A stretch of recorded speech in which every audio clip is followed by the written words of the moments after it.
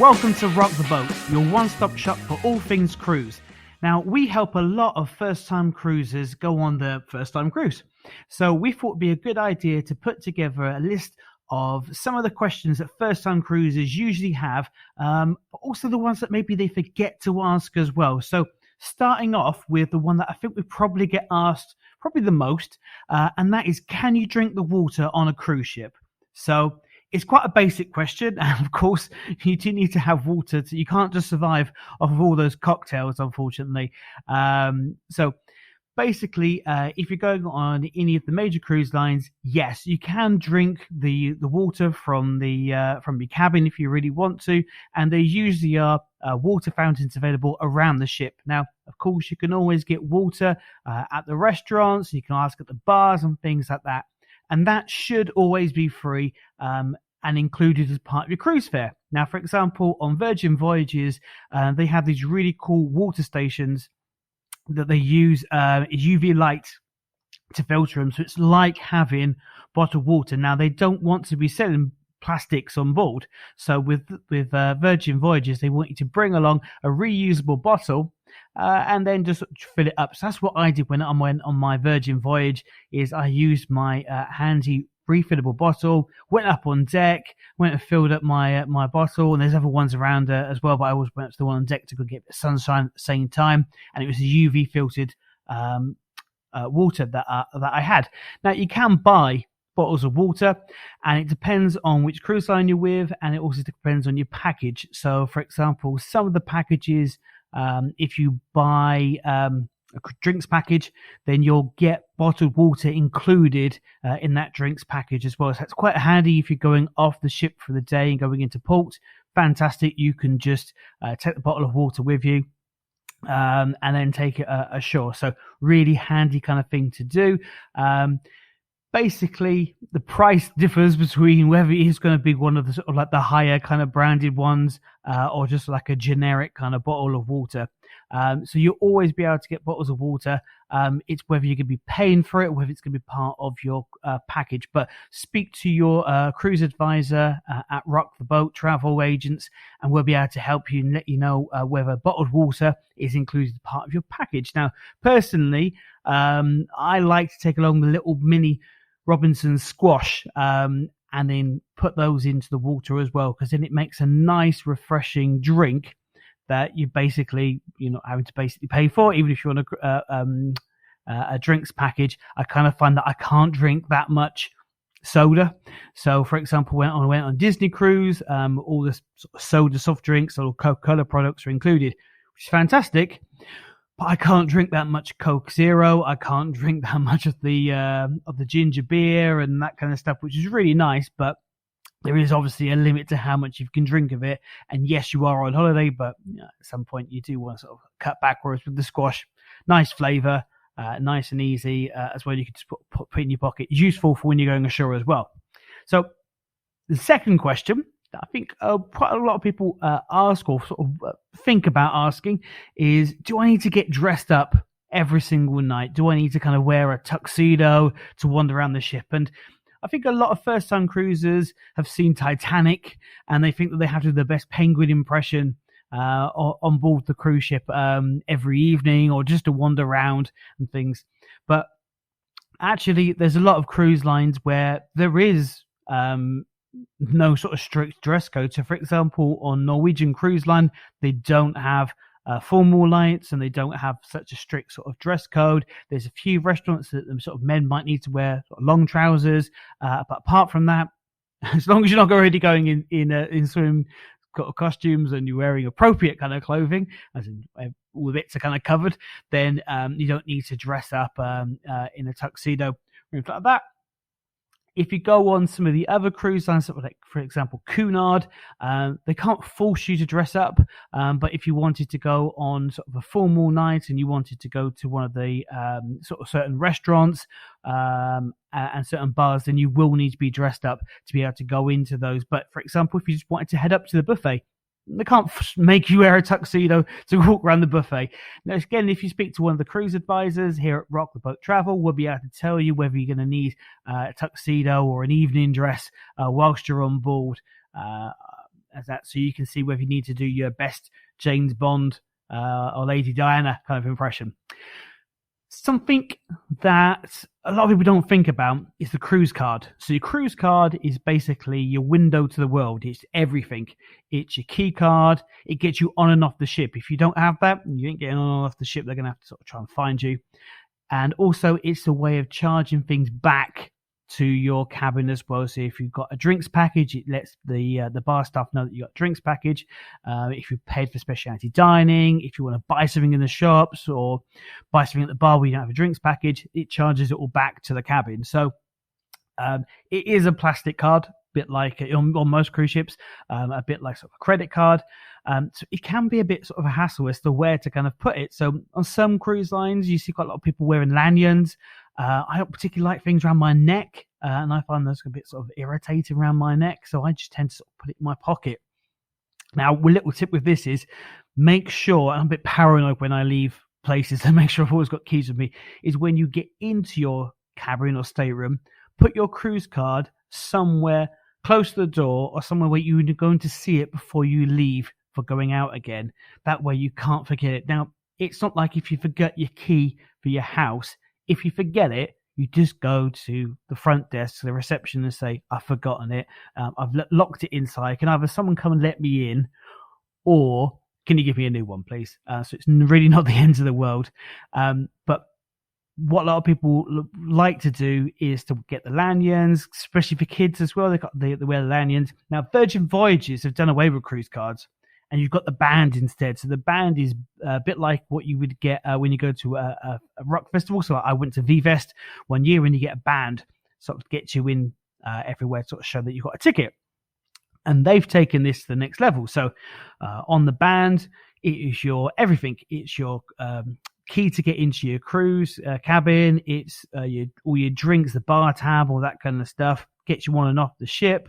And also, because it uses Bluetooth technology, if you've got the app installed in your phone, which you will do on Virgin Voyages, you can order room service or ship eats, as they call it, to anywhere on the ship pretty much. So if you're up by the pool and you fancy a nice charcuterie plate, or you want some meatballs are really good on Virgin Voyages, then you can just use your app, and then the band knows where you are on the ships, and they basically come and find you. You can also shake for champagne as well, so you can shake anywhere on the ship, and they will come find you with a glass of champagne or a bottle of champagne, half bottle of champagne, whatever you order. So that's pretty cool as well, isn't it? Okay.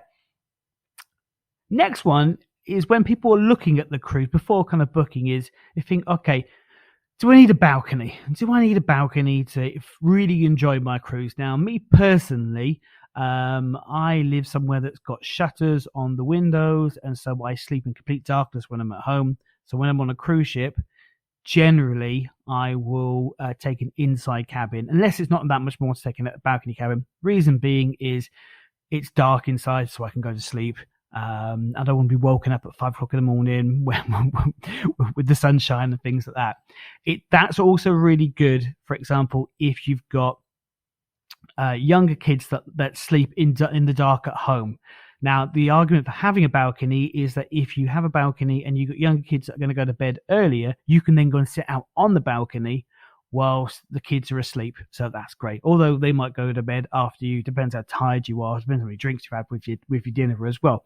So it's one of those things that speak to your cruise expert at Rock the Boat Travel, and we will sort of chat with you and find out if you really kind of need a balcony or not. Now, doesn't mean that if you don't have a balcony that you're not going to see any of these spectacular views, because all you just do is when you're sailing, for example, in the Norwegian fjords, go up on deck, and there's plenty of bars and things like that you can sit in, even if the weather's not that great, to sit there and look out and just admire the view. It's just that obviously you've got slightly less privacy than if you have your own balcony, but the prices on some ships, people generally think that, especially first-time cruisers, that what the price for an inside cabin is automatically X amount more to jump up to, say, a balcony, to then jump up to something else.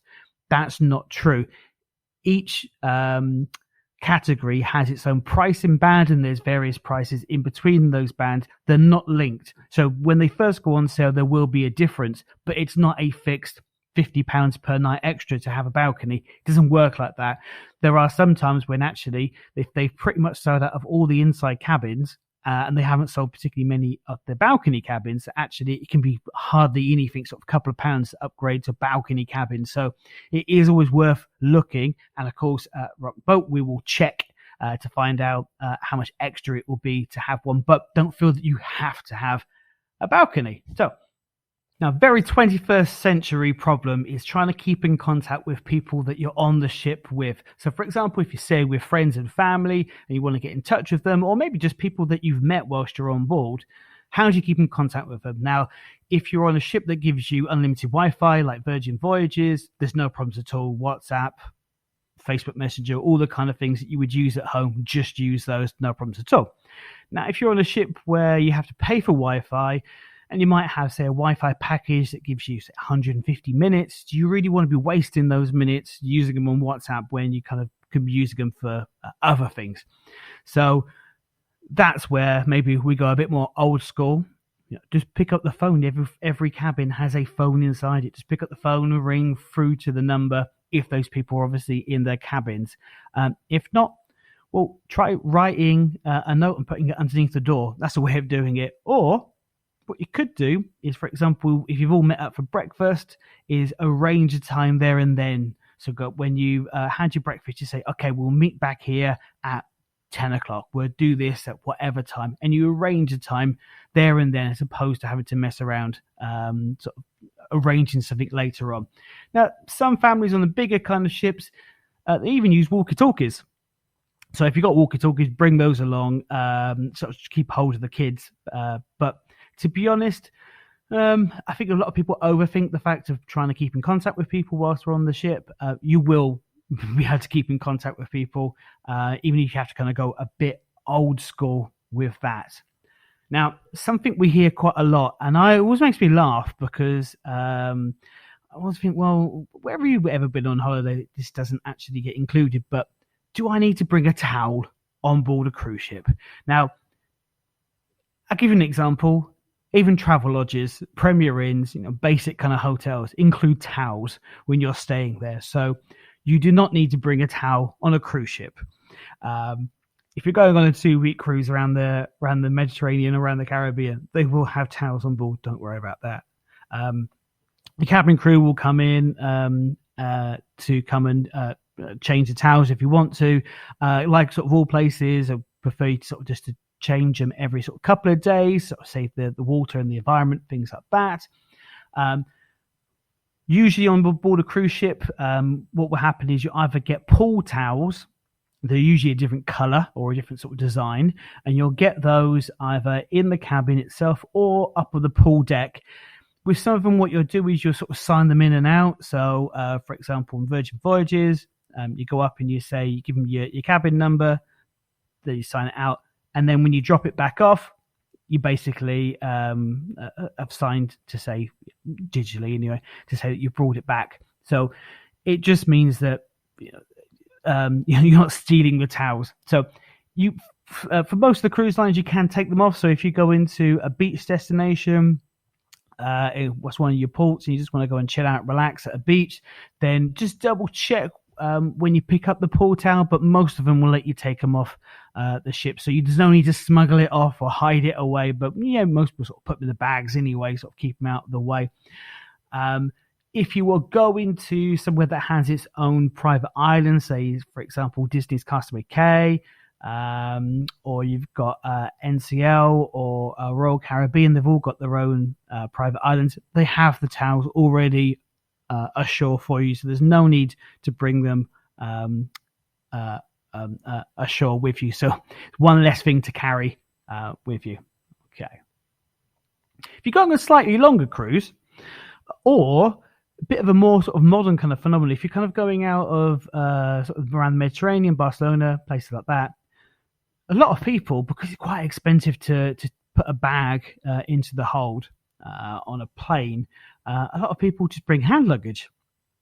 So, for example, if you're flying with British Airways to Barcelona, you can take 2 pieces of hand luggage. And if you're going around the Mediterranean and you're going on a not particularly formal cruise, You might actually kind of get away with it. Last time I went on a cruise around the Mediterranean, we just took hand luggage and it was enough to kind of go around.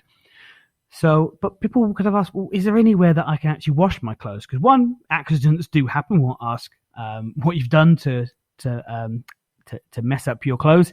But also, if you're going on a longer cruise, it means that you can take less luggage with you and you can wear the same things a couple of times. Now, all cruise lines will come and pick it up from your cabin and they will do your laundry for you and then bring it back to the cabin for you, nicely folded and pressed. It looks lovely, looks a lot better than what I can do at home. Obviously, they charge for this, okay? Now, what you can do instead is most of the cruise lines, again, will have a laundry facility, self-service. So it'd be like a little laundrette, a bit like EastEnders, that you go in and you go and put your laundry on, then you can put them in the tumble dryers afterwards. There usually is a small charge, but it's cheaper than getting your kind of clothes laundered.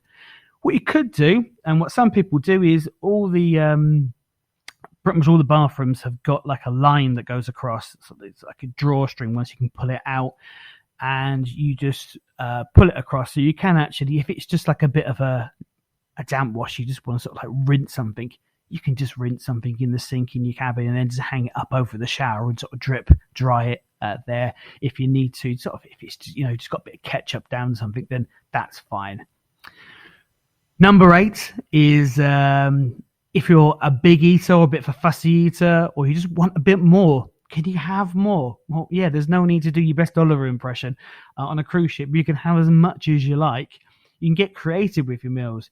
Well, try ordering 2 main courses, or mix up the portions of the starters, or ordering just stuff for the table as well. We've done that quite a few times before, is we've ordered stuff for ourselves and then extra stuff for the table that we can all sort of dive in and try. If you ever sort of see any of our photos on social media, a lot of them are lots of plates, considering that may only be sort of 2 or 3 people at the table. And yet there's 5 plates of food that have been brought over. So yes, you can order pretty much as you want. As long as you're not going to waste the food, then you're absolutely fine.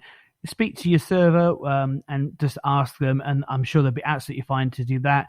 If you want to kind of mix stuff up, so for example, if you wanted to have a steak, but the steak normally comes with chips, but there's something else that you like as a side that's on a different thing, just ask them. And 9 times out of 10, they'll swap over and add on the other thing instead. So don't feel that you have to just stick with what's on the menu. Mix and match, get creative, do whatever you want. There's plenty of food on board that ship, and just do whatever you want. And if you want to go to a buffet, it's obviously you can eat as much as you want up there as well. And the last question is, do I actually need to go ashore when we're in a port? And the big answer to this is no. It's your holiday. You do whatever you want. If you want to stay on board, go and explore the ship, absolutely fine. When I went on my Disney cruise, when we were in one of the ports, it's somewhere that I've been to quite a few times, so I stayed on board, sat in the jacuzzi outside, and sat there and watched Beauty and the Beast up on the funnel vision. I've done it before as well. We were on Virgin Voyages, didn't bother getting off in one of the ports, just went around the ship, went and explored, went to go and see all the things that might be a little bit busy normally when you're on board the ship. So maybe like the slides in the water park, if you're on a ship that's got one of those, then it's a great way of getting the most out of the ship without having all of those extra people on board, because most people will get off at ports. Now, generally, if you're a first-time cruiser, the ports are the most important thing, and then the ship itself kind of like comes second. But more seasoned cruisers, the ship is more important than the ports. Now, one thing to remember with the ports is you're not always guaranteed to dock. If there's strong winds, for example, if there's a storm going on, then they might not dock. Okay, I've had it a few times before when we just haven't been able to dock. So, yes, look at the places you go into, but at the same time, you need to allow for, if I don't go into this particular port, am I still going to be having an amazing holiday on board the ship? And answer is usually probably yes or yes. Okay. Little bonus one is, do I need to worry about icebergs on the ship? The only icebergs you need to worry about are iceberg lettuces. Seriously, we've been asked this question before, and things have changed a little bit since Jack and Rose set sail on the Titanic. Cruise ships have the latest technology that they can spot icebergs and other ships and everything that you can kind of think of, any kind of potential danger from hundreds of miles away. So there's absolutely no danger. Well, there they're running into an iceberg. So put that to the back of your mind. Okay. Now, if we've whetted your appetite to go on a cruise, please get in touch with us at rocktheboat.travel. That's rocktheboat, all one word, .travel, and one of the team will be happy to get in touch with you, and we can see what we can do to help you get onto your first, second, or the 100th cruise, depending on who you are. Okay, so thank you very much for listening, and if you did get any advice out of this, please leave us a review or a rating on Apple Podcasts or wherever you get your podcasts from. Thank you very much, and we'll see you on the next sailing.